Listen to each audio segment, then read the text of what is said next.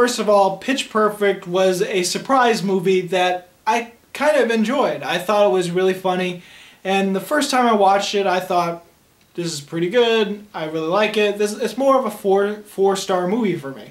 Here's the problem.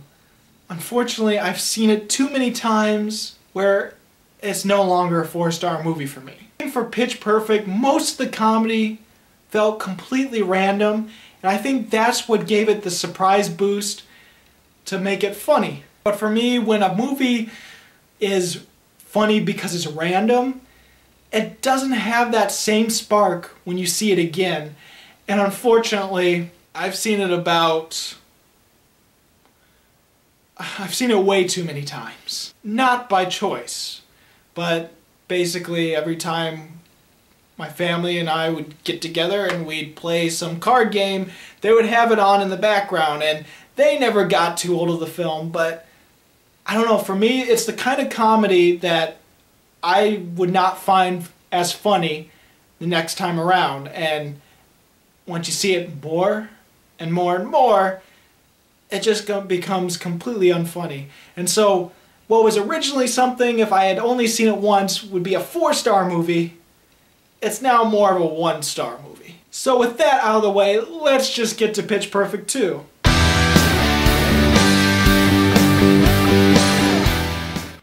So Pitch Perfect 2 is obviously the sequel to Pitch Perfect, and well, I knew I was going to dislike it. It's not as bad as I thought it would be, but yeah, it's still a dislike for me. When I saw the trailer for this film, I thought they were trying too hard to try to stay with the same sort of plot the first one did. Like it was trying too hard to be the first one and try to be everything the first one was and just repeat it in a slightly different way. And for the most part, that's exactly what Pitch Perfect 2 is. It tries too hard to be very similar to the first movie while changing it up a little bit. Ultimately, the main plot is practically the same plot as the first one.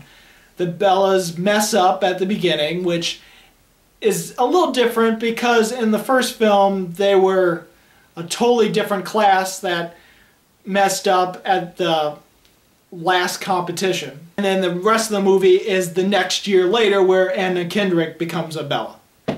The difference in Pitch Perfect 2 is that the Bellas are all formed already. Anna Kendrick is 4 years after the first one. So Anna Kendrick's a senior, or the last year of college, or whatever you want to call it. And basically they mess up again. The first scene is them messing up with something different this time. Instead of puking out on the stage, well, you've seen the trailer. And so the difference in this one is they're still in that same year, and now they're banned from doing competitions, and they're like, well, what if we win this other competition, the World Championship, and then would you let us sing again and stuff? And so that's what it comes, them preparing for this championship, just like the first one. And just like the first one, there's a totally new character coming along here and becoming a Bella, but this time she's really wants to be a Bella because her mom used to be a Bella, and so on and so forth. So yeah, there's a lot of moments where it feels like it's trying too hard to be exactly like the first one. And they even have a singing competition scene, and granted, the second one's singing competition is far better than the first one with them doing a sing-off in the pool. And I love the sing-off in Pitch Perfect 2. I think that's one of the best scenes in the film. So there is things that I like about it. It's just not that good of a movie for me. But there are a few things in Pitch Perfect 2 that is completely original from the first film, and that is one storyline with Anna Kendrick where she's thinking about after college. So she becomes an intern to this music producer because she wants to be a music producer, and that is actually one of the best storylines in Pitch Perfect 2. It was also the funniest stuff for me because it was because the music producer was absolutely funny, but it's what is it? Is it Keel or Peele? I don't watch the show, so I don't know which one is which, but he's hilarious. But in the words of the Germans in this movie, it's safe to say that Pitch Perfect 2 is a bit of a heated mess. And what I mean by that is something that I don't like to say about movies because I feel it's a generic adjective, but it is very unfocused and very bloated.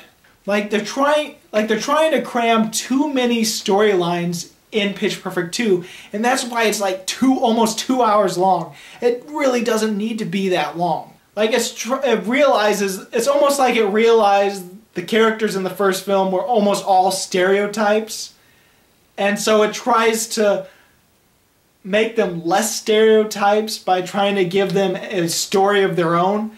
Like all these characters get a story of their own, and it's like the only possible way they can think of giving them their own story is by giving them a love interest. It's like they're throwing out love interests left and right in this movie. It's like, you get a love interest, you get a love interest, let's give you one too. And it's just, it's really like, it's honestly unnecessary in this movie. And the most unnecessary one is Fat Amy with, what's his name, Bumper. Like, I think that was the most useless storyline in this film. It was like unnecessary. It's almost like they thought maybe Fat Amy was the reason why Pitch Perfect was so funny. So let's give her more airtime as much as possible. But yeah, the announcers are back in Pitch Perfect 2, and they have way more scenes, but they're not as funny. I don't remember even laughing. And yes, it's still ridiculous that there are announcers anyway in Pitch Perfect 2, because really, would an a cappella competition really have announcers talking when you're supposed to be listening to the a cappella group singing? It makes no sense. It's like you're listening to a radio station and the DJ is playing some song and you're really liking it, but the DJ just keeps interrupting the song every so often to give his feedback and comment about the song. It makes no sense. Oh, I know another person that every single joke that this person gave was absolutely dreadful, and that's another new girl that's in this one, and she's Mexican, I believe, because she has a lot of Mexican really bad border jokes. It's really, really bad. I did not laugh at all, but a lot of other people were laughing their asses off. Another really long part of the movie, which just didn't do anything for me, was this really long scene where the Bellas are trying to be good again because they're trying to be too much like the German competition, and they're trying to outdo them in what they do, and so they lose their self. And so they go to this boot camp to train and become a unit again, and it's probably the worst part of the entire movie, and it takes up a long portion of it. It's so long that once the boot camp section is done, then it goes to the climax of Anna Kendrick's story arc, where she becomes a good producer and the new girl helps her out, and that gets over and done with. And then finally, when the singing competition happens, I was like, oh yeah, there's a singing competition. I almost forgot. And speaking of the competition, honestly, I know this could be just because the other group had sang a lot of songs that I actually like, but I was rooting for the Germans the entire time. I cared more about the Germans and thought they were a better team than the Bellas, even though the Germans are stereotypical evil German bad guys. Speaking of which, I'm not going to spoil anything, but something in the competition happens where the Bellas sing, and it seems a little bit unfair, honestly. It feels like they cheated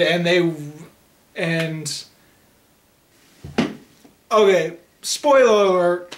Basically, the Bellas sing their song, right? And then they sing an original, which I congratulate them for, or whatever. But they sing their song, but they have the help of all the Bellas that are still alive from past years and past generations. Now, is that really fair to the other competitors in the other in this world competition? I don't know. It doesn't seem like it would be fair, does it? I don't know. That competition was pretty crazy, though. It's so weird. Every single other competitor in it sings the exact same song. I kid you not. And I know it's done like it's a montage and stuff, but at the same time, it makes it look, if you think about it, it makes it look like every other competitor sang the exact same song, just in a different style because they're from different parts of the world. Anyway, Pitch Perfect 2, I really didn't like it, but there are moments that I really liked, and there was some moments where it wasn't just being a blatant copy of the first Pitch Perfect, and I have to commend it a little for that.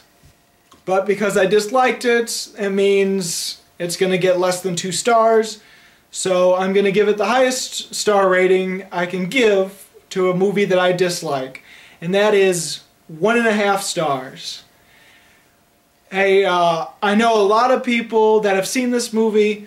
Some of them agree with me, some don't like it as much as the first, but they still kind of like it, and there are some people that I know that had a really good fun time in Pitch Perfect 2, so if you like the first Pitch Perfect, you might like Pitch Perfect 2. I'm almost guaranteed you won't like it as much as the first movie because I have yet to find someone that liked Pitch Perfect 2 better than Pitch Perfect.